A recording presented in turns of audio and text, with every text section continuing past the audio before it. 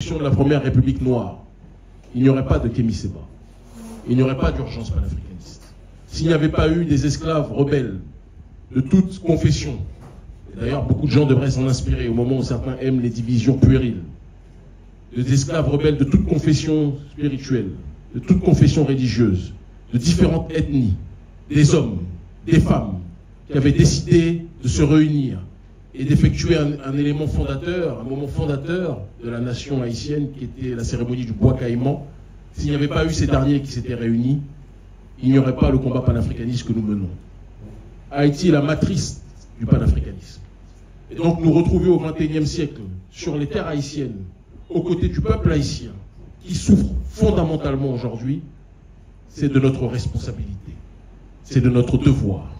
Et il en revient de notre obsession de tout faire pour contribuer à ce que Haïti puisse se relever. Si nous sommes ici présents, nous sommes ici dans une démarche bicéphale. Nous avons un certain nombre de conférences dans des universités que nous allons donner toujours dans le cadre de la propagation du panafricanisme. Nous allons aussi mener certaines actions sociales. Mais nous sommes aussi venus pour rencontrer différents visages, différentes personnes qui font le peuple haïtien. Et nous sommes surtout venus, et je n'ai pas peur de le dire, et je pense que ce message devra être le message que la presse devra le plus faire circuler, pour rappeler à notre peuple que nous aimons en crever, que l'ennemi d'Haïti ou l'ennemi des Haïtiens est loin d'être celui que nous pensons. L'ennemi des gangs haïtiens, ce n'est pas le peuple. Et l'ennemi des peuples et du peuple haïtien, ce n'est pas les gangs. L'ennemi du peuple haïtien, des gangs jusqu'au peuple, en réalité, c'est le système colonial qui veut assujettir Haïti. L'ennemi du peuple haïtien, ce sont ceux qui, depuis la défaite du système colonial, de l'ordre global occidental, face à la révolution haïtienne, c'est cet ennemi qui a tout fait pour humilier Haïti, pour engluer Haïti dans la paralysie politique, économique, sociale. Ce sont ces ONG néocoloniales que nous connaissons qui plongent Haïti dans un état de coma profond. Ce sont les lobbies et les réseaux qui inondent d'armes meurtrières la population haïtienne pour que celle-ci s'entretue. Parce que pendant qu'ils s'entretuent, Haïti ne peut pas être le poumon pour la révolution panafricaniste mondiale. Si nous sommes ici, c'est pour rappeler que ceux qui se présentent comme les grands amis d'Haïti sont ceux qui en réalité contribuent fortement à tout faire pour humilier ce pays. Quand j'entends des gens comme le président Macron qui dit qu'il va réfléchir à effectuer une commission pour voir de quelle manière les choses se sont déroulées, enquêter, alors que tout le monde sait ce qui s'est passé pour que Haïti soit asphyxié. Et tout le monde sait ce qui s'est passé pour qu'aujourd'hui, au XXIe siècle encore, Haïti soit humilié. La dette, nous la connaissons. Tout le monde la connaît. Il n'y a que l'Élysée et les autres États occidentaux qui refusent de constater cette réalité. Et j'adresse ce message à tout mon peuple, du plus bas peuple au haut peuple, des gangs aux simples citoyens. L'ennemi n'est pas haïtien. L'ennemi est à l'extérieur et nous devrions tous, et je dis nous parce que je m'inclus dans cette démarche-là, nous devrions tous nous réunir, faire front commun, cesser les guerres entre nous et nous tourner vers ceux qui font en sorte que Haïti vive un enfer. C'est le regard qui est le nôtre. C'est le message qui est le nôtre. Quand on parle du panafricanisme, on parle des diverses formes d'africanité dans le but d'obtenir une collective souveraineté. Haïti est multiple. Haïti est divers. Haïti est traversé par une multitude de sensibilités, une multitude d'émotions, une multitude de pensées. Et il en va de la souveraineté individuelle de chaque citoyen. Mais lorsque la souveraineté collective est menacée, on doit être capable de mettre nos égos de côté, de mettre nos différends de côté, de mettre nos sensibilités et nos hypersensibilités de côté, et de nous tourner vers ceux qui veulent nous voir broyer. On nous parle un peu partout en Occident qu'il y a des guerres de gangs qui se tirent tous dessus comme des sauvages, soi-disant. Je peux l'entendre. Mais qui est-ce qui donne ses armes aux gangs? Qui est-ce qui surarme le peuple haïtien? Ce sont les mêmes qui se présentent comme les meilleurs amis d'Haïti, mais qui ne veulent pas que Haïti puisse lever la tête. Quand on a des amis qui nous noient d'armes pour qu'on s'entretue, ce ne sont peut-être pas des amis, mais les sponsors de notre destruction. Et aujourd'hui, les gangs qui, à certains endroits sur le territoire, font la pluie et le beau temps, à mon sens, et je pense que certains l'ont compris à l'intérieur de ces gangs, parce que j'en ai déjà entendu un certain nombre, de gangs peuvent devenir des groupes de libération. Des gangs peuvent devenir des gens qui orientent la contestation populaire vers une cause noble qui est celle de la protection d'Haïti. Tout le monde sait que nous agissons en Afrique francophone, mais nous agissons aussi aux quatre coins du monde où notre peuple est installé. Et quand notre peuple est marginalisé économiquement, quand notre peuple est marginalisé politiquement, il est de notre responsabilité en tant qu'urgentiste panafricaniste de nous trouver aux côtés du peuple, même si nous sommes dans des territoires que l'on présente comme étant dangereux.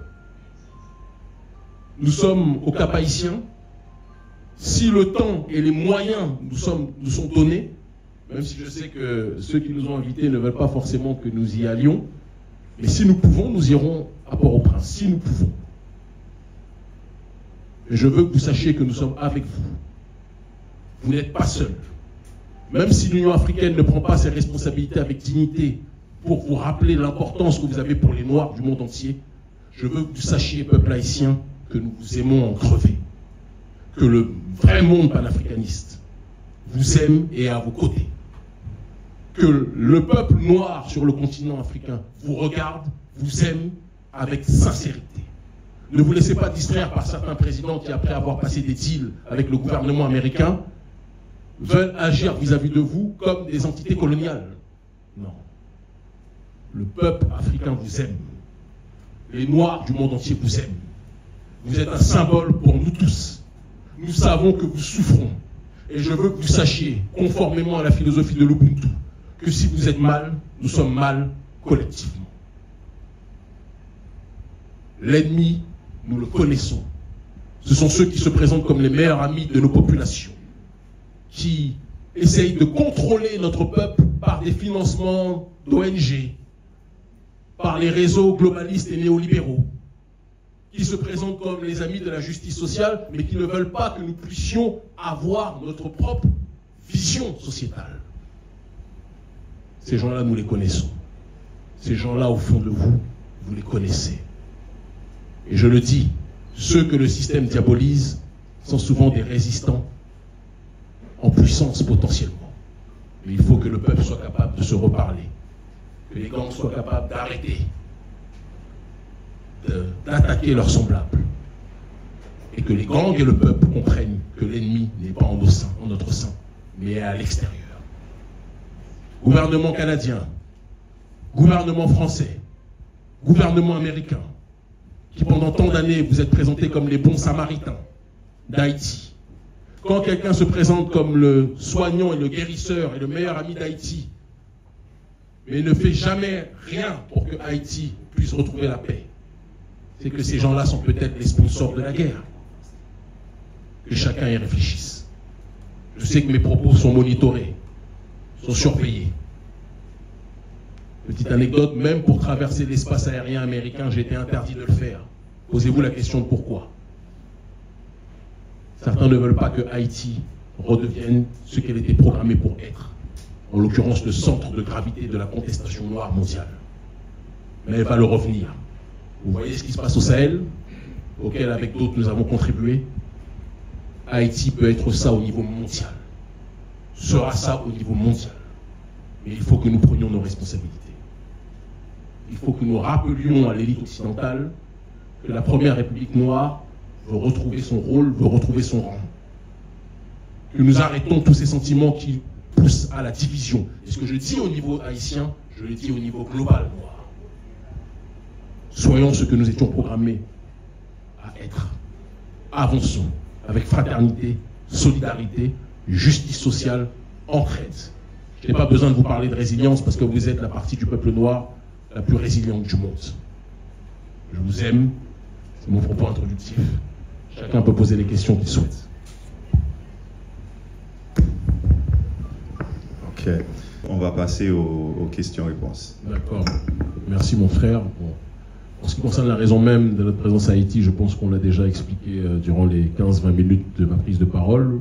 En ce qui concerne l'Urgence panafricaniste est une organisation internationale qui a été créée en 2015 en Afrique francophone et qui s'est fixée dès le départ pour objectif d'avoir une démarche polymorphe, un axe de justice sociale. Nous proposons à certains endroits en Afrique francophone en fonction de nos possibilités. Nous ne sommes pas financés par les ONG globalistes, donc on se débrouille. On propose des programmes de microcrédit pour des mères de familles en état d'extrême précarité, d'accord, pour qu'elles puissent créer leurs entreprises. Et une fois qu'elles ont réussi à lancer leur entreprise, elles remboursent sans intérêt l'organisation pour que d'autres femmes puissent, et d'autres mères de famille puissent profiter de ces microcrédits. Ça, c'est un des multiples aspects de ce que l'on appelle le programme Alodo, qui signifie dans notre langue en fond l'entraide, la solidarité, le solidarisme communautaire.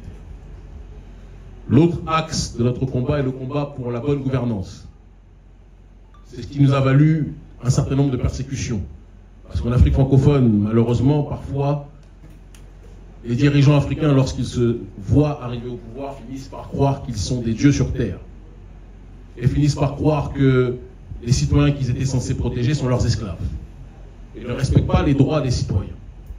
Et donc, la bonne gouvernance est une obsession pour notre organisation et nous nous sommes manifestés sur ce terrain-là aussi à de très nombreuses reprises, en étant arrêtés dans certains pays, en étant incarcérés, persécutés, expulsés, surveillés, mais cela ne nous a jamais empêchés de continuer et de permettre que l'ONG Urgence panafricaniste soit l'une des structures fondamentales de ce combat aujourd'hui. Et le troisième aspect, l'aspect sans doute le plus important dans notre combat politique et sociétal, est le combat contre le néocolonialisme. C'est le combat pour lequel l'Urgence panafricaniste est devenue la structure la plus connue sur ce terrain. Néocolonialiste à travers le combat contre le franc CFA que nous avons engagé fin 2016, un peu partout en Afrique francophone et dans la diaspora, et qui a poussé le gouvernement français à effectuer certains changements que l'on pourrait qualifier de cosmétiques, mais c'est la première fois dans l'histoire qu'il s'est senti obligé d'essayer de faire quelques petites modifications suite à la contestation populaire que nous avons réussi à engendrer à différents endroits du globe en structurant et en finançant et en fondant le Front anti-CFA, Front anticolonialiste français en Afrique. Nous avons aussi milité pour le départ des bases militaires étrangères, en partant du principe que ce que les Occidentaux n'aiment pas qu'on fasse chez eux, il n'est pas question qu'ils nous l'imposent chez nous. Il en va du domaine de la souveraineté.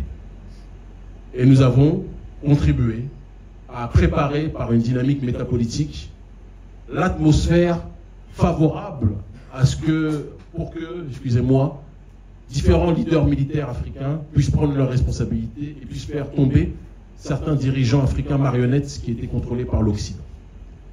Et donc, la démarche est tripartitionnelle, justice sociale, bonne gouvernance et lutte contre le néocolonialisme. Voilà ce que je peux donner en guise de bilan. Et si nous fêtons aujourd'hui nos 10 ans, on peut se dire que nous avons un certain nombre de victoires à notre actif. Les changements qui ont commencé à s'opérer, qui sont loin d'être finis, qu'il y a encore beaucoup de travail à faire au Sahel, nous sont partiellement imputables, comme à d'autres, et nous le disons avec fierté. Nous avons fait de la prison pour ça, et nul ne pourra nous le retirer. Le travail est encore long, mais c'est un travail qui mérite d'être mené.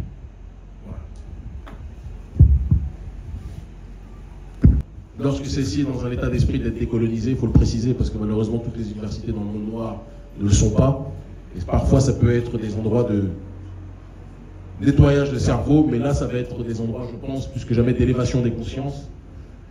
Et lors de ces universités, nous allons exposer pourquoi nous pensons que le panafricanisme tel que nous le conceptualisons peut être l'arme suprême politique, idéologique, économique et sociale pour contribuer à la reconstruction d'Haïti. C'est ce que nous pensons profondément et nous sommes convaincus que cela va irriguer les esprits et les cœurs d'un certain nombre de gens. La deuxième question, quelle était-elle? Comment Témisséba contrôle les morceaux haïtiens et qu'ils prennent conscience afin de libérer l'Haïti pour que le pays soit ce qu'il devrait être? Je pense que en féru de philosophie, formé en philosophie pendant 4 ans, que je suis, là où certains voient le chaos, j'essaie d'y voir une once de lumière. Et il y a différents types de nihilisme. Il y a le nihilisme négatif et il y a le nihilisme constructif. On décrit à l'extérieur Haïti comme étant une contrée où les gangs se font la guerre. Comme à une certaine époque en Afrique, les tribus se faisaient la guerre, la plus totale pour la conquête du territoire. Mais il arrive toujours un moment dans la fondation d'un système ou d'une civilisation où les contrées qui se font la guerre finissent dans une acception transcendantale par comprendre qu'ils seront plus forts s'ils cessent de se faire la guerre, s'ils font corps avec le peuple et qu'ils font face à leur ennemi commun supérieur, ou du moins en tout cas extérieur. Et je pense que nous sommes à l'aube de quelque chose qui peut ressembler à une révolution que certains qualifieraient de nihiliste, de chaotique total, mais que nous considérons comme un nihilisme constructif. C'est après ce déclin et le chaos que nous avons vu qu'une once de lumière peut revenir à Haïti. Et je suis convaincu que tout comme des milliers d'années auparavant, des siècles auparavant, des tribus se faisaient la guerre armées, les gangs qui se font la guerre vont finir par comprendre que s'ils font corps avec le peuple contre l'ennemi extérieur, Haïti peut redevenir autre chose. Et c'est pour ça que je ne participe pas, je ne fais pas partie de ceux qui sont en adéquation avec la politique lâche de l'Union africaine, qui malheureusement, l'Union africaine agit. On y était il y a quelques jours, je crois que c'était samedi dernier ou vendredi dernier, on était invité à l'Union africaine. Mais sa politique lâche de l'Union africaine est due au fait qu'elle est financée en partie par les États occidentaux. Et donc son agenda est forcément toujours lié par ceux qui la sponsorisent. Ce n'est pas toujours le cas, mais ça peut souvent être le cas. Et donc quand elle envoie des forces de police, elle ne comprend pas la sociologie politique haïtienne. Elle ne comprend pas les mécanismes et les fluctuations sociétales haïtiennes. Dire cela ne signifie pas que je fais l'apologie des gangs, loin de là. Il faut qu'on soit très clair dans la réflexion. Mais je dis que là où certains essayent de cracher dans le puits, nous devons essayer d'y chercher et d'y trouver de l'eau, comme le dit le proverbe en fond. Et donc, recoller les morceaux, c'est parler à chacun en lui rappelant son rôle. Rappeler à chacun, à chaque citoyen d'Haïti, qu'il a un devoir historique de contribuer à faire de ce pays la boussole qui n'aurait jamais dû cesser d'être. Et je crois fondamentalement à Haïti, peut-être même plus que certains Haïtiens croient en eux-mêmes, mais c'est parce que je vous connais, pas simplement votre histoire, je vous connais. Nous vous aimons et nous vous rappelons que le combat que nous menons aux quatre coins du monde n'existerait pas sans la présence de ce pays. Voilà ma réponse à votre question, mon cher frère. Notre mouvement, qui sont basés ici et qui ont eu des interactions avec des gens des autorités. Mais moi, à titre personnel, je n'ai eu aucun contact avec le gouvernement. J'ai eu des contacts avec beaucoup de gens que j'ai cités tout à l'heure du peuple. Et je pense que c'est en réalité ça le plus important. Voilà, nous savons très bien qu'au Niger, vous avez été accueilli par le président de la transition, le général Abdourahmane Tiani, et au Burkina Faso par le président de la transition, Ibrahim Traoré. Cependant, selon vous, aucun conseiller présidentiel de la transition n'est présent de vous accueillir ou bien de vous offrir un accueil patriotique mérité. En cause, de quoi aurait-il peur? Du panafricanisme ou de l'impérialisme? Vous parlez des autorités haïtiennes, c'est ça? Oui. Donc la question c'est de quoi aurait-il peur? Du panafricanisme ou de l'impérialisme? Vous savez, je suis venu pour parler du peuple, mon très cher frère. Et je pense que l'urgence consiste à parler du peuple. Depuis tout à l'heure, on parle des dirigeants. Je sais qu'il y a une fréquence de changement chez les dirigeants qui est très grande au sein des autorités haïtiennes. Ce que je peux dire aujourd'hui peut changer demain, on peut changer dans un an ou dans 2 ans. Donc focalisons-nous sur quelque chose qui ne changera jamais, le peuple. Le peuple haïtien souffre. Ma préoccupation est celle-ci. Je salue tout le monde, du peuple aux autorités, de ceux qui nous aiment à ceux qui nous combattent. Mes ennemis ne sont pas à Haïti. Mes ennemis sont à l'extérieur. Et évidemment, ceux qui pensent que le messianisme d'Haïti viendra de l'Occident ne vont pas nous voir avec des belles lunettes. Mais je veux qu'ils sachent que nous les aimons quand même. Et que nous devons faire preuve de résilience avec eux. Ma dernière question. Vous avez de nombreuses questions. Une dernière question. Une dernière question. Oui, une dernière. Si on peut passer à la prochaine personne. Juste laisse une dernière. Mais la prochaine fois, si vous pouvez faire une question. Non, une dernière question. Monsieur Seba, qu'est-ce qui vous fait croire que Haïti symbolise idéalement la Mecque du peuple noir?